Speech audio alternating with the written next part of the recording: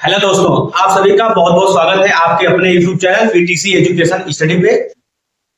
हम आपके लिए लेकर आए हैं बीटीसी फर्स्ट सेमेस्टर मैथ का बेहतरीन प्रैक्टिस है। आज हमारा प्रैक्टिस है दूसरा है। आइए हम इसको सॉल्व करते हैं। ठीक,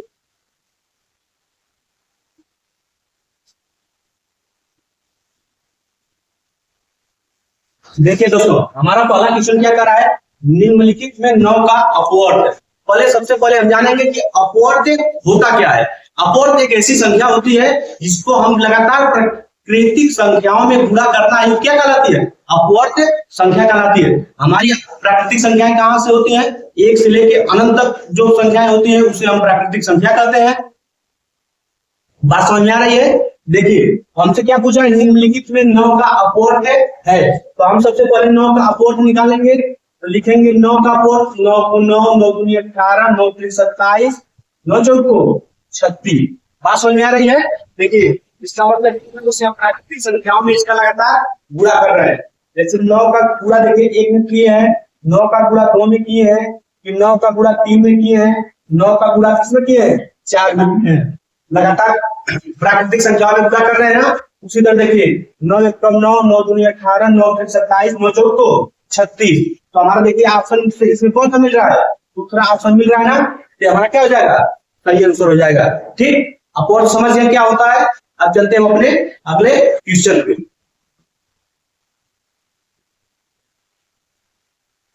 देखिए हम आ गए अपने दूसरे क्वेश्चन में। दूसरा क्वेश्चन क्या कर रहा है, 30 और 40 के बीच अभाज्य संख्याएं हैं।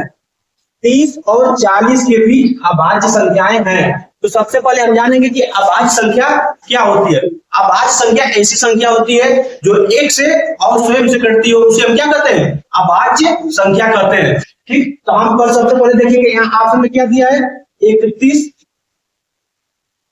31 और 33। 33 देखिए 3 से भी कटेगा, 11 से भी कटेगा, तो हमारी अभाज्य संख्याएं नहीं होगी। फिर दूसरा ऑप्शन देखिए दिया है 33 और 37। फिर देखिए 33 भी 3 से कटेगा और 11 से भी कटेगा, क्योंकि हमारा अभाज्य संख्या जो होती है वो एक से और किससे कटनी चाहिए, स्वयं से। बात समझ में आ रही है ना। अब देखिए फिर दिया 37, 37 मान लीजिए स्वयं से कटेगा, लेकिन 33 उसके साथ नहीं कट रहा है। फिर हम आगे बढ़ेंगे, अगली संख्या देखिए दिया है 31 और क्या दिया है 37। 31 भी देखिए स्वयं से कट रहा है और 37 भी स्वयं से कट रहा है। तो हम हमारा उत्तर मिल गया ना, 31 और 37।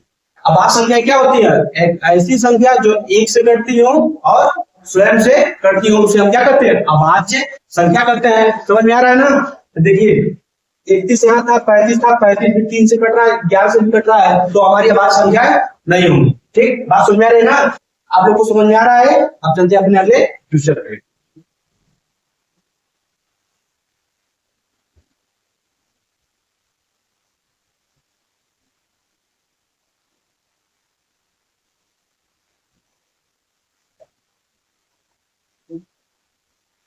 देखिए अगला क्वेश्चन क्या कर रहा है, 24 80 का कितना प्रतिशत होगा। 24 80 का कितना प्रतिशत होगा। सबसे पहले हम प्रतिशत निकालने के लिए क्या पूछ रहा है, 24 80 का कितना प्रतिशत होगा ना। तो 24 कितने से पूछ रहा है, 80 का पूछ रहा है, और प्रतिशत में पूछ रहा है, किससे गुणा करेंगे, प्रतिशत में पूछने के लिए 100 से क्या करते हैं, गुणा करते हैं। बात समझ में आ रही है। अब बताइए इसको काटेंगे, 20 चौक को 80, 20 बचे 100, 4 से काटेंगे, 4 छक्का 24, और 6 में 5 से गुणा करेंगे, 6 बचे 30, और प्रतिशत में पूछा है, प्रतिशत का क्या करेंगे, चिन्ह लगा देंगे। बात समझ में आ रही है आप लोग को। अब बताइए 24 80 का कितना प्रतिशत होगा। तो ऑप्शन देखिए दिया है, ए 24%, बी 30%, सी 40%, डी 48%। तो हमारा उत्तर क्या मिल गया है, 30%। आई होप आप लोग को समझ में आ रहा होगा। ठीक, एक बार लाइक और सब्सक्राइब कर दीजिए। जो भी प्यारे बच्चे नए आए हैं वो एक बार सब्सक्राइब करना ना भूलें और लाइक करना ना भूलें। ठीक, अब हम चलते हैं अपने अगले क्वेश्चन पे।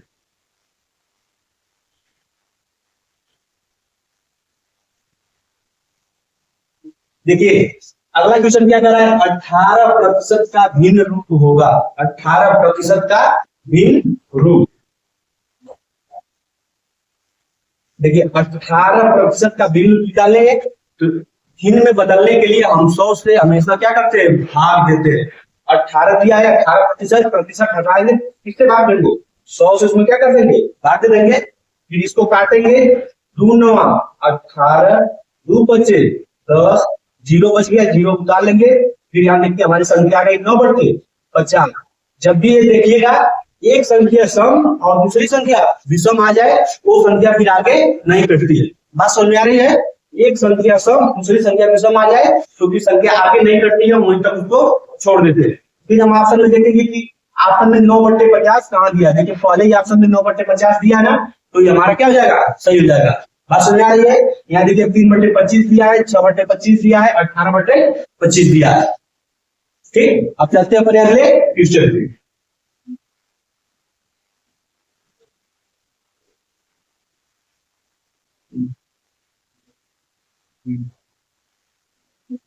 देखिए 2 संबंधित 3 और 5 संबंधित 8 में कौन सा अनुपात बड़ा है, क्या पूछ रहा है, 2 संबंधित 3 और 5 संबंधित 8 में कौन सा अनुपात बड़ा है। अनुपात बड़ा निकालने के लिए, पता करने के लिए सबसे पहले हम इसको भिन्न रूप में लिख लेते हैं। 2 संबंधित 3 को 2/3, 5 संबंधित 8 को क्या लिख लेते हैं, 5/8। ठीक, बात समझ में आ रही है। अब देखिए इन दोनों का सबसे पहले हम क्या निकालेंगे, एलसीएम निकालेंगे। 3 और 8 का एलसीएम कितना होगा, 8 और 3 का एलसीएम कितना होता है, 24। एलसीएम क्या होता है, ऐसी संख्या चुनते हैं जो इन दोनों संख्याओं से क्या हो जाए, पूरी की पूरी तरह विभाजित हो जाए। ठीक, हमारा एलसीएम कितना गया, 24 आ गया। 24 इसमें क्या कर देंगे, गुणा कर देंगे। 3 से इसमें काटेंगे तो 3/24, 8 से इसको काटेंगे, 8 त्रिक 24, 2 का 8 में गुणा करेंगे, 8 दूनी 16, 5 का 3 में गुणा करेंगे, 5 से 15। अब बताइए इसमें से कौन संख्या बड़ी आ गई, अब तो रियल नंबर में आ गई। ठीक, अब देखिए वास्तव में 16 है, वास्तव में 15 आ गया। अब तो आप लोग जान गए होंगे कौन संख्या बड़ी है, कौन संख्या बड़ी है, 16 बड़ी है। 16 किसका मान आया है, 2 संबंध 3 या 2/3 का मान, तो हमारा सबसे बड़ा अनुपात कौन हो जाएगा, 2 संबंध 3। आई होप आप लोगों को समझ में आ रहा है। ठीक, अब चलते हैं अपने अगले क्वेश्चन पे। देखिए हम आ गए अपने अगले क्वेश्चन पे। हमारा अगला क्वेश्चन छठवां है, राकेश ने 65% अंक वार्षिक परीक्षा में प्राप्त किए। यदि पूर्णांक 500 रहा हो तो राकेश को कितने अंक मिले। राकेश को कितने अंक मिले हैं, 65% अंक मिले हैं, लेकिन प्रतिशत में मिला है, वो हमसे पूछ किस में रहा है, वास्तव में कितने अंक मिले हैं। इसको हम आइए इसको हम क्या करते हैं, साबित करते हैं। हम लिखेंगे माना राकेश को मिले अंक, राकेश को मिले अंक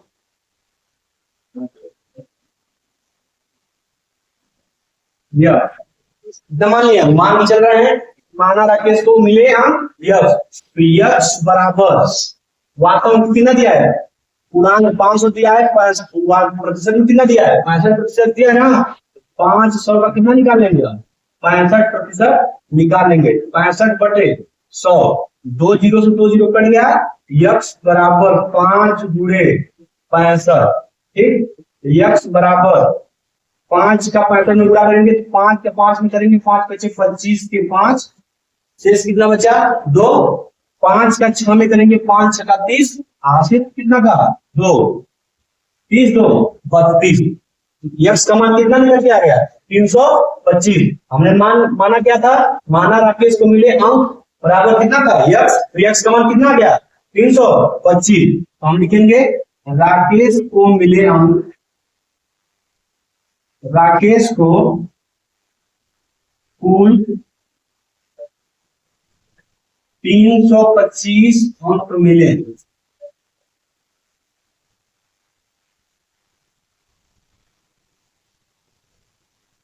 राकेश को कुल कितने अंक मिले, 325 अंक मिले। अब चलिए हम चलते हैं अपने अगले क्वेश्चन के, समझ में आ रहा है ना। ठीक,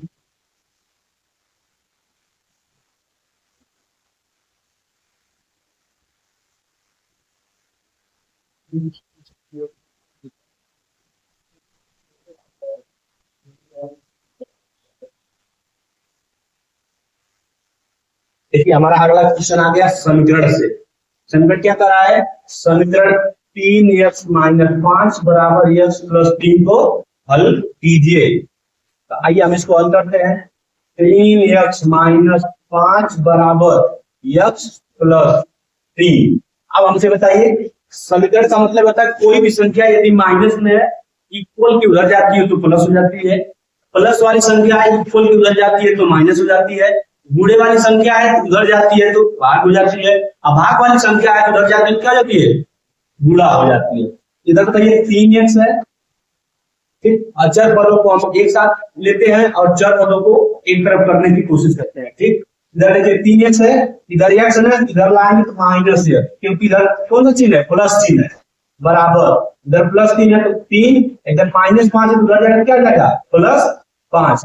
3x में से x घटाएंगे तो कितना बचेगा, 2x बराबर 5 में 3 जोड़ेंगे तो 8, तो x बराबर कितना हो जाएगा, x बराबर 8, इधर 2 गुणे उसमें इधर जाएगा तो 2 इस रूप में हो जाएगा भाग के रूप में, तो x बराबर 2 से इसमें भाग देंगे तो 2 चौक को 8, x का मान कितना आ गया, 4। वही हमसे पूछ रहा था। बात समझ में आ रही है, ठीक, आप लोग को समझ में आ रहा है ना। अब चलते अपने अगले क्वेश्चन पे।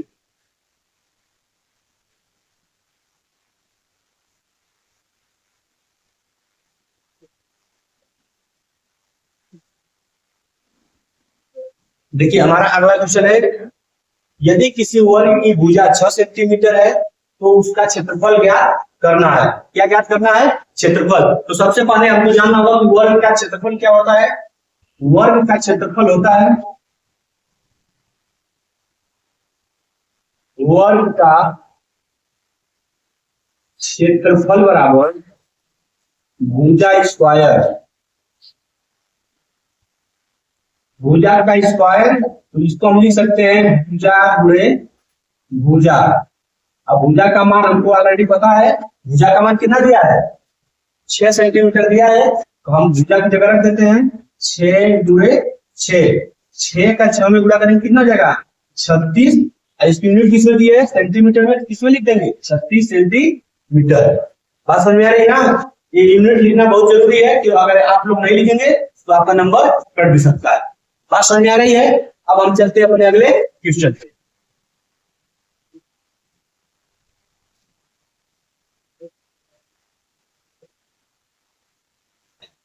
अब देखिए, संख्याओं 13, 39, 273 के मौसम ज्ञात कीजिए। क्या ज्ञात करना है, मौसम।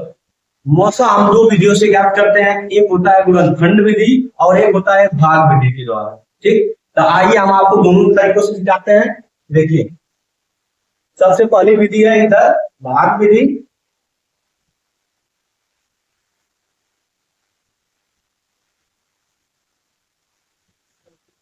देखिए भाग विधि में क्या करते हैं, जो सबसे छोटी संख्या होती है उससे बड़ी वाली संख्या में भाग देते हैं। जब भाग अगर पूरी पूरी कट जाती है, फिर उस संख्या से, जिससे भाग पूरी पूरी कट है, उस संख्या से फिर अगली जो बड़ी वाली संख्या होती है उसमें हम भाग देते हैं। जैसे यहाँ देखिए 13 दिया ना, तो 13 से हम भाग किसमें देंगे, उससे बड़ी क्या है 39, 39 में भाग देंगे तो 13 का दो बार गुणा करेंगे 39 हो जाएगा, तो 13 का 3 में गुणा करेंगे कितना बार जाएगा, 3 बार, 13 3 39। देखिए कट गया, पूरी पूरी बात चली गई ना।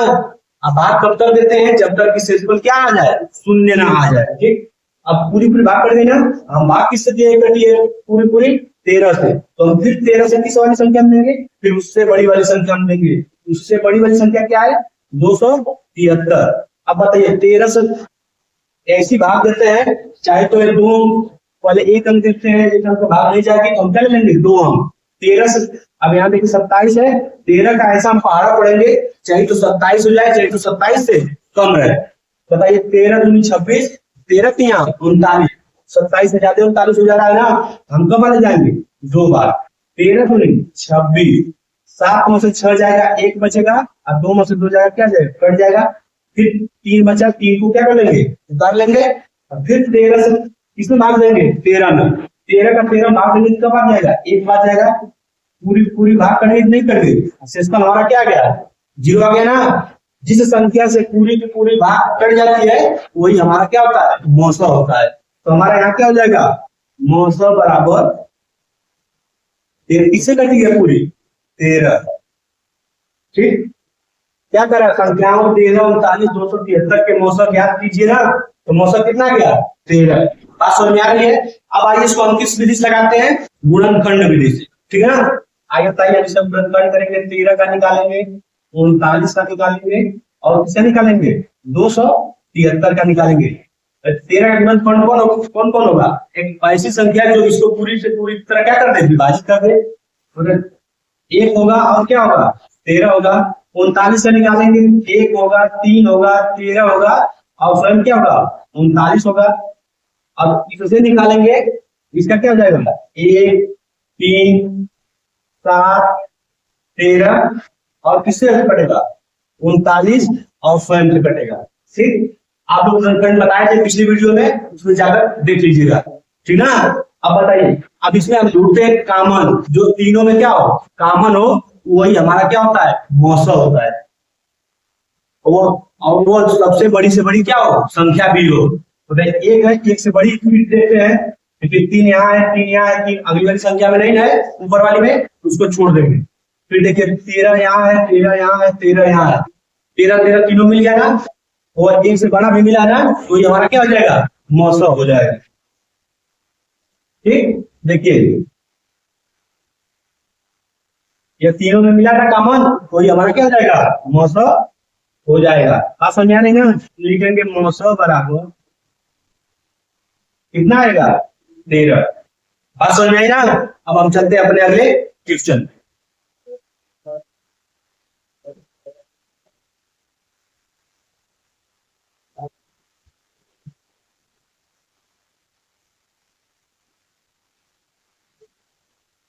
देखिए हमारा अगला क्वेश्चन क्या करना है, रीता के पास 4x - 3y + 7z आम है, उसने -2x - 3y + 7z आम अपने भाई को दे दी, तो अब उसके पास कितने आम बचे।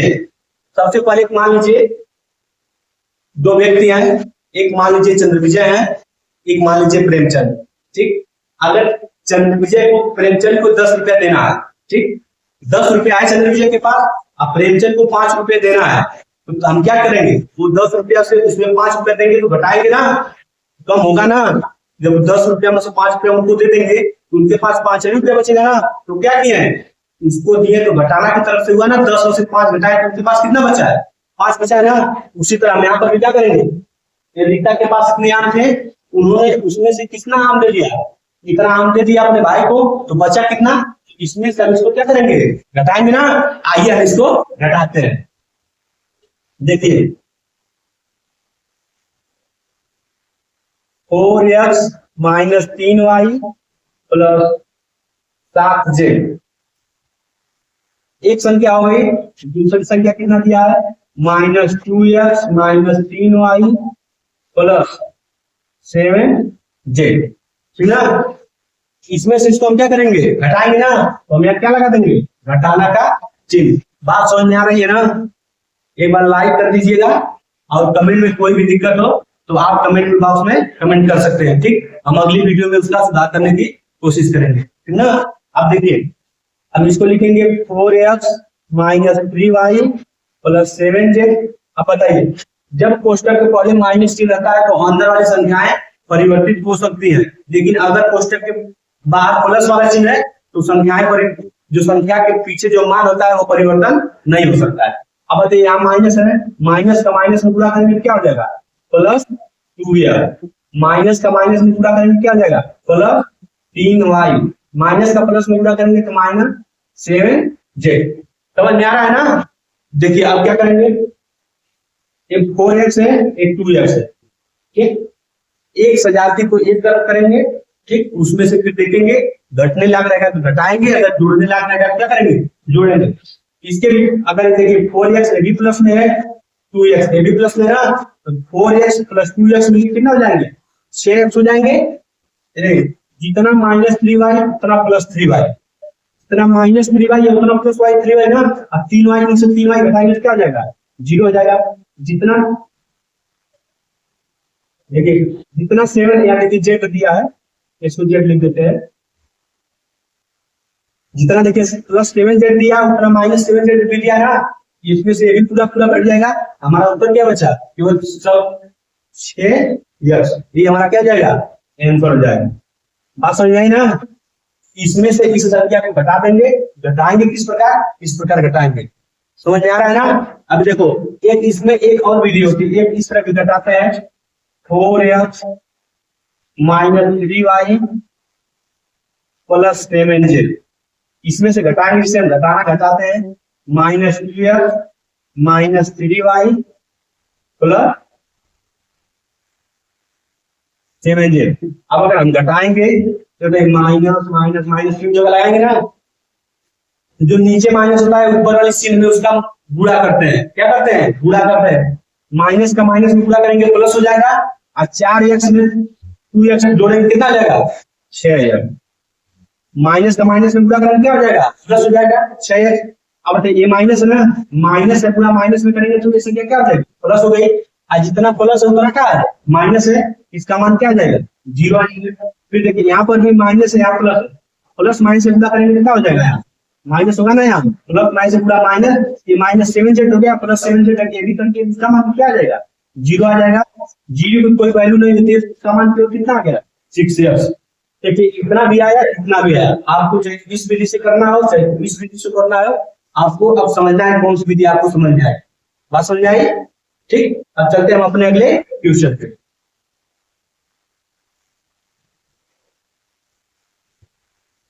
अब हम आ गए अपने लघुत्तरी प्रश्न पे। देखिए आप लोग को सफलता एक दिन में नहीं मिलेगी, ठीक। आप लोग को डेली से डेली कम से कम रोज 1 या 2 प्रैक्टिस सेट हल करना पड़ेगा, ठीक। आप लोग प्रैक्टिस सेट जितना हल करेंगे उतना आपके लिए फायदेमंद रहेगा। आपकी क्योंकि आपकी जो डेट है पेपर की डेट वो अपने लगभग निश्चित हो ही गई है, क्योंकि 28, 29, 30 जून जो उसकी ऑफिशियल वेबसाइट है उस पर नहीं आई है, लेकिन लगभग वहीं पर हो सकती है, ठीक। अब आपके पास ज्यादा समय नहीं बचा है, इसलिए आप मन तन धन से लगाकर आपको क्या करना है, पढ़ाई करना है, ठीक ना। आप लोग सारा फोकस केवल पढ़ाई पर कीजिए, क्योंकि 90% 95% आप लोग को आपकी मेहनत के हिसाब से लाना पड़ेगा, ठीक। अब चलते हैं अपने अगले क्वेश्चन को। हमारा अगला क्वेश्चन है लघुत्तरी प्रश्न। देखिए एक साइकिल 1800 रुपए में बेचने पर 10% की हानि हुई, तो साइकिल का क्रय मूल्य क्या होगा। हमसे क्या पूछ रहा है, क्रय मूल्य पूछ रहा है ना, इसको हम क्या करेंगे, लिखेंगे सबसे पहले हल, ठीक। माना साइकिल का क्रय मूल्य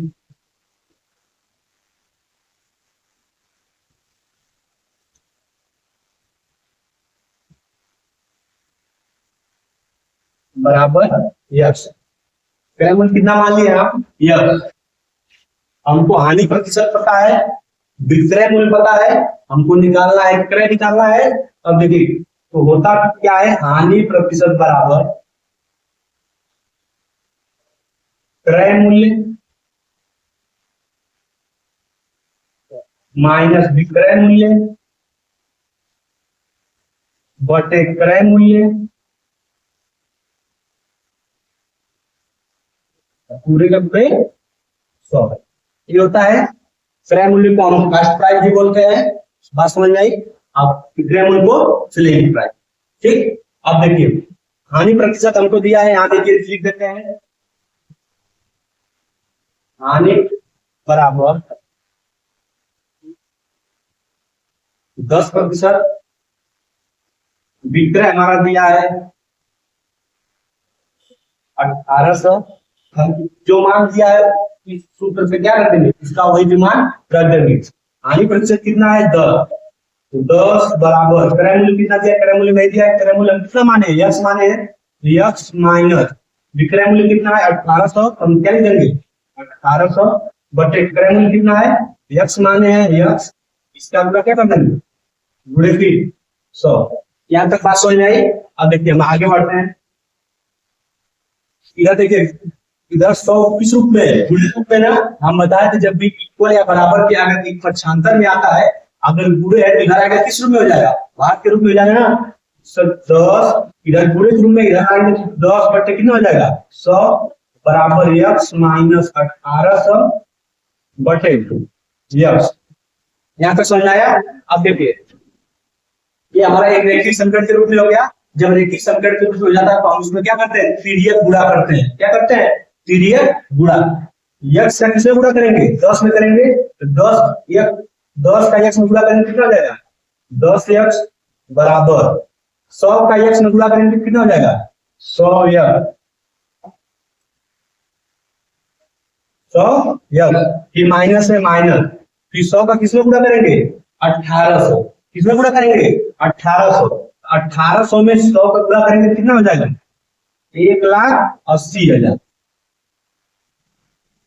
ठीक ना, बात समझ में आई। अब बताइए, इधर 10 यक्स बराबर 100 यक्स माइनस 1,80,000 आ गया ना। अब बताइए किस रूप में है, इधर देखिए 100 यक्स किसमें है, प्लस में ना, इधर आएगा किसमें आएगा, माइनस में। इधर देखिए 10 यक्स, इधर 100 यक्स है, इधर आएगा तो -100 यक्स। कितना हो जाएगा, -100 यक्स। इधर बराबर है, बराबर लिखेंगे, इधर माइनस। देखिए अगर संख्या से पहले चिन्ह अगर प्लस रहता उसका मान नहीं होता है, इसलिए हम प्लस नहीं लिखते, लेकिन माइनस है तो माइनस क्या करेंगे, लिखेंगे। माइनस जो संख्या है उसको क्या करेंगे, लिख देंगे। अब बताइए यहाँ 10 यक्स है ना, -100 यक्स है ना, पहले लिखेंगे 10 यक्स में 100 यक्स में कौन संख्या बड़ी है, 100 यक्स बड़ी है, उसके आगे कौन चिन्ह लगा है, माइनस। क्या लगा देंगे, माइनस। 100 यक्स में से 10 यक्स घटाएंगे कितना बचेगा, 90 यक्स। समझ आई। बराबर कितना दिया है, -1,80,000। ये माइनस से माइनस क्या हो गया, कट गया। अब बताइए, तो 90 यक्स बराबर 1,80,000, यक्स बराबर 1,80,000 बटे कितना कर लेंगे, इधर 90 पूरे रूप में जाता है, इधर किस रूप में हो जाएगा, भाग के रूप में। 0 से 0 कट गया, 9 दूनी 18, यक्स बराबर 2, और 0 बचा 1 2 3, तो 0 उतार 3। बात समझ में आई। हमारा उत्तर कितना गया, यक्स बराबर 2000। ठीक, अब देखिए इसको एक बार और दिखा देते हैं। हमसे क्या करा था, एक साइकिल 1800 रुपए में 10% की हानि हुई, तो साइकिल का क्रय मूल्य क्या होगा। हमसे एक बात ये बताइए, साइकिल 1800 रुपए में उसको क्या हो रही थी, हानि हो रही थी ना, तो उसका क्रय मूल्य बता रहा था। अब फिर उसका क्रय मूल्य कितना था, 2000 रुपए था, और उसको कितने में बेच दिया, 1800 में। 2000 की चीज 1800 में बेच रहा है तो हानि तो होगी ही, और हानि वास्तव में कितना दिया था, 10%। हमको मान निकालना था, तो यक्स का मान कितना गया, यक्स बराबर 2000। बात समझ में आई, ठीक ना। देखिए एक बार और बता देते हैं, माना साइकिल का मूल्य क्रय मूल्य यक्स, तो हानि प्रतिशत बराबर होता है क्रय मूल्य माइनस विक्रय मूल्य बटे क्रय मूल्य गुणे 100। हानि हमारा 10%, विक्रय हमारा 1800, हानि की जगह 10 लिख देंगे, क्रय मूल्य हमारा माने यक्स, यक्स विक्रय मूल्य की जगह 1800 गुणे 100। बताइए इधर गुणे के रूप में 100 है, इधर आएगा तो भाग के रूप में 100 हो जाएगा। ठीक, फिर जब रैखिक संकट के रूप में आ जाएगा तो हम क्या करते हैं, तिर्यक गुणा करते हैं। अब देखिए इसका इसमें 10 का x में गुणा करेंगे 10x हो जाएगा, फिर बराबर चिन्ह बराबर 100 का x में करेंगे 100x, फिर माइनस 100 का फिर 1800 में करेंगे कितना हो जाएगा, 1,80,000। बात समझ आई ना। अब यहाँ से कर लेंगे, यहाँ 10x है, इधर 100x, इधर आएगा तो माइनस में आएगा, और माइनस में 1,80,000 है, 10 x में से 100 माइनस घटाएंगे तो माइनस 90x बराबर माइनस 1,80,000। माइनस माइनस क्या करेगा, कट जाएगा, तो 90x बराबर 1,80,000, तो x बराबर 1,80,000, इधर 90 पूरे रूप में, को भाग के रूप में हो जाएगा। 90 भाग देंगे तो x बराबर कितना आ जाएगा, 2000। आइयो आप लोग समझ में आ रहा होगा। ठीक, एक बार कमेंट में जरूर लिखिएगा कि समझ में आ रहा है कि नहीं आ रहा है, आप लोग को कहाँ दिक्कत हो रही है। बात समझ आई। अब हम चलते हैं अपने अगले क्वेश्चन पे, ठीक ना।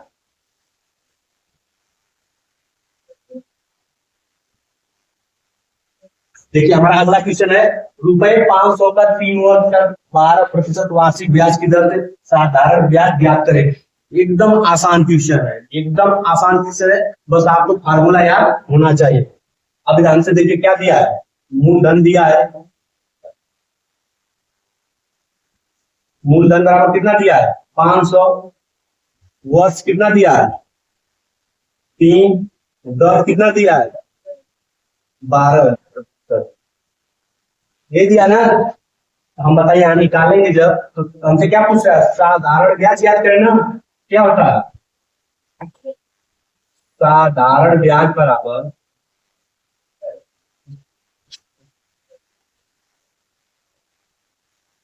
मूलधन गुणे दर गुणे समय बटे 100। अब फार्मूला भी मिल गया और देखिए इसका मान भी मिल गया, तो हम इस फार्मूले में उसका मान क्या कर देंगे, रख देंगे। मूलधन हमको कितना मिला है, मूलधन 500, मूलधन यहाँ रखेंगे 500 गुणे दर कितना दिया है, दर 12, दर 12 लिख देंगे गुणे समय कितना दिया है, समय 3 वर्ष, समय यहाँ 3 लिख देंगे। अब आगे कितना दिया है 100, तो लेकिन नीचे 2 जीरो है, ऊपर 2 जीरो कट गया, फिर सभी का आपस में पूरा करना है ना। देखिए कौन कौन संख्या बची, 5 गुणे 12 गुणे 3, क्योंकि ये 2 जीरो से 2 जीरो कट गया, 5 बचा है। अब देखिए 12 25 60 और 60 तरीके 121, साधारण ब्याज बराबर कितना गया 121, तो है ना। ठीक, इसी तरह इसको लगाएंगे। अब चलते हैं हम अपने अगले क्वेश्चन।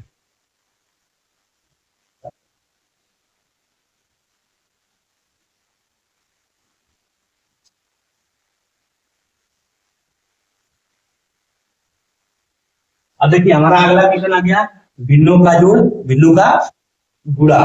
ठीक, आइए हम इसको हल करते हैं। पहला क्वेश्चन देखिए क्या दिया है, 7/3 प्लस 5/6 प्लस 13/20। इसका सबसे पहले नीचे वाली संख्या दी हुई संख्या का क्या निकालेंगे, एलसीएम निकालेंगे।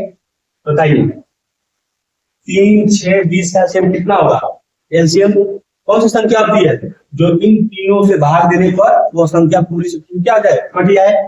हम इसका एलसीएम कितना आएगा, 60 आएगा। कैसे आएगा देखिए, देखिए एलसीएम निकालेंगे, सबसे पहले क्या लिखेंगे 3 6 20। सबसे पहले हम सबसे छोटी से छोटी संख्या से भाग देते हैं, तो 2 से भाग देंगे, 2 से 3 में नहीं जाएगा, 3 उतार देंगे। 2 से 6 में देंगे 2 3 6, 2 से 20 में देंगे 2 दाम 20, फिर 2 से देंगे 3 नहीं कटेगा, 3 उतार लेंगे, 3 नहीं कटेगा, 3 उतार लेंगे, फिर 2 से देंगे 2 बचे 10, फिर 3 से भाग देंगे, 3 एक कम 3, 3 एक कम 3, 5 नहीं कटेगा, 5 उतार लेंगे, फिर 5 से भाग देंगे, 1 नहीं कटेगा उतार लेंगे, 1 नहीं कटेगा उतार लेंगे, 5 एक कम 5। कब तक काटते हैं, जब तक लास्ट में दी संख्या कितना आ जाए, एक एक ना आ जाए। फिर जो संख्याएं आपकी कटती है उसमें आप आपस में क्या करते हैं, पूरा करते हैं, 2 गुणे 2 गुणे गुणे 5। अब बताइए 2 दूनी 4, 4 है 12, 12 बचे 60, 60 एलसीएम आया ना। अब देखिए क्या करेंगे, एलसीएम हमको मिल गया ना, नीचे वाली संख्या एलसीएम में भाग देंगे, 3 से 60 में भाग देंगे तो कब आ जाएगी 20 बार, 20 का ऊपर वाली संख्या में गुणा करेंगे तो 20 सत्ते 140। बात समझ में आई। प्लस 6 से 60 में भाग देंगे 10 बार जाएगी, और 10 का 5 में गुणा करेंगे 10 बचे 50, प्लस 20 का 60 में भाग देंगे 3 बार जाएगी, और 3 का 13 में गुणा करेंगे कितना देगा 39। अब हम तीनों संख्याओं को जोड़कर बटा कितना लिख देंगे 60, 9 हो गया, 5 3 8 4 12 के 2 हो गया, एक है हासिल बचा है 2, 229/7। अब हम आपसे एक बात बताए थे, जब एक संख्या विषम आ जाए और एक संख्या सम आ जाए तो वह संख्या नहीं कटती है, फिर किसी भी संख्या से नहीं कटती है, तो हम वही तक से क्या करते हैं, छोड़ देते हैं। बात समझ में आई, ठीक ना। अब देखिए इसी तरह देखिए दूसरा क्वेश्चन क्या दिया है, इसको हम इधर लिख देते हैं, 229/7 हमारा ये आंसर है। बात समझ आई ना। अब हमने फिर गुणा लगा के तरीका लिखा है, 7/6 गुणे 3/2 गुणे 1/7। गुणे में क्या करते हैं, अंश का अंश में गुणा करते हैं, हर का हर में गुणा करते हैं। अगर कोई संख्या अंश वाली संख्या हर से कट रही हो काट देते हैं, हर वाली संख्या अगर अंश से कट रही हो तभी काट देते हैं। अब देखिए 3 1 3, 3 दूनी 6, 7 से 7 कट गया, ऊपर क्या बचा 1 बचा 1, और नीचे 2 का 2 में गुणा करेंगे कितना जाएगा 4, इसका मान कितना गया 1/4। बात समझ में आई ना। जब गुणा होता है तो अंश का अंश को क्या करते हैं, हर का हर में गुणा करते हैं। अब चलते हैं अपने अगली वीडियो, तो अगले क्वेश्चन।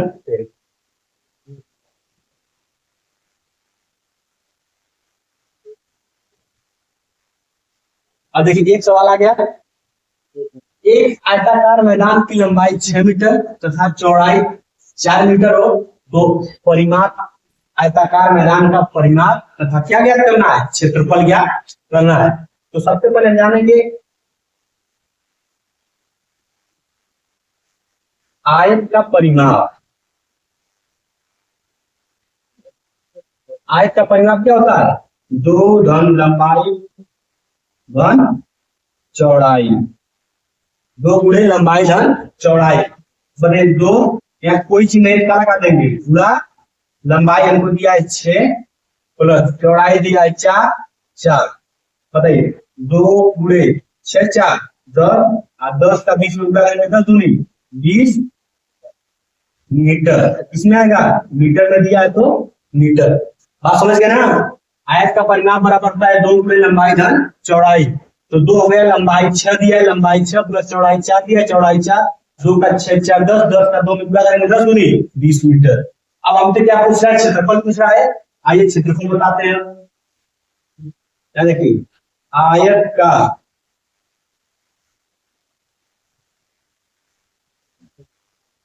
क्षेत्रफल बराबर लंबाई गुणे चौड़ाई, तो लंबाई गुणे चौड़ाई, लंबाई कितना दिया है 6 मीटर, 6 गुणे चौड़ाई कितना दिया है 4 मीटर 4, तो 6 का 4 में अंतर करेंगे 6 4 को 24, इसमें आ गए वर्ग मीटर। ठीक, यूनिट लिखना मत भूलिएगा, ठीक, नहीं तो नंबर पूरा पूरा कट जाएगा। बात समझ में आई। आयत का परिमाप बराबर होता है 2 गुणे लंबाई गुणे चौड़ाई, मान रख देंगे, आयत का क्षेत्रफल होता है लंबाई गुणे चौड़ाई। बात समझ में आई ना, उसी के मान रख देना है। अब हम चलते हैं अपने अगले क्वेश्चन।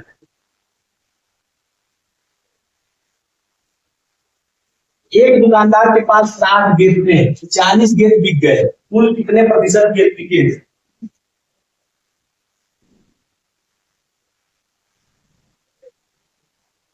एक दुकानदार के पास 60 गेंद थे, 40 गेंद बिक गए, कुल कितने प्रतिशत गेंद बिके। अब हमसे बताओ, 60 गेंद थे 40 गेंद बिक गए, तो वास्तव में बचे कितने 20, लेकिन जितने बिके हैं उसको तो प्रतिशत में पूछ रहा है ना। आइए हम करते हैं, 40 गेंद बिक गए, कितनी गेंदों में से, 60 गेंदों में से। हम पहले लिख देंगे प्रतिशत बराबर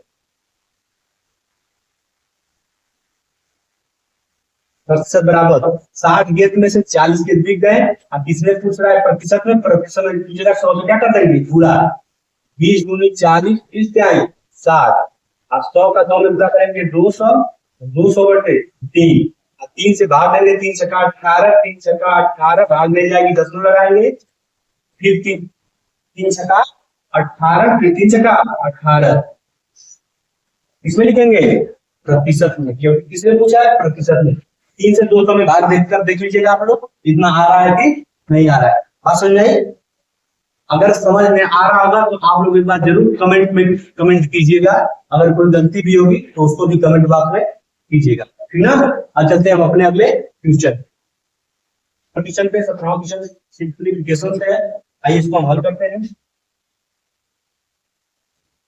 ठीक, 18 माइनस 14 प्लस 16 माइनस, सबसे पहले हम हल क्या करते हैं, छोटा क्वेश्चन, इसके बाद मझला क्वेश्चन, इसके बाद बड़ा क्वेश्चन। हम यहाँ छोटा क्वेश्चन हल करेंगे तो 18 में से 5 घटाएंगे कितना बचेगा 13। ठीक, अब फिर मझला क्वेश्चन का चिन्ह लगा देंगे, फिर लिखेंगे 18 माइनस 14 प्लस 16 में से 13 घटा देंगे कितना बचेगा 3। मझला क्वेश्चन भी हल हो गया। अब हम हल क्या करेंगे, बड़ा क्वेश्चन। ठीक, 18 माइनस 14 प्लस 3 17 हो गया, 18 में से 17 घटा देंगे कितना जाएगा 1, ये हमारा क्या आ गया आंसर आ गया। बात समझ में आई। ठीक, अब हम चलते हैं अपने अगले क्वेश्चन पे, समझ में आ रहा है ना। ठीक,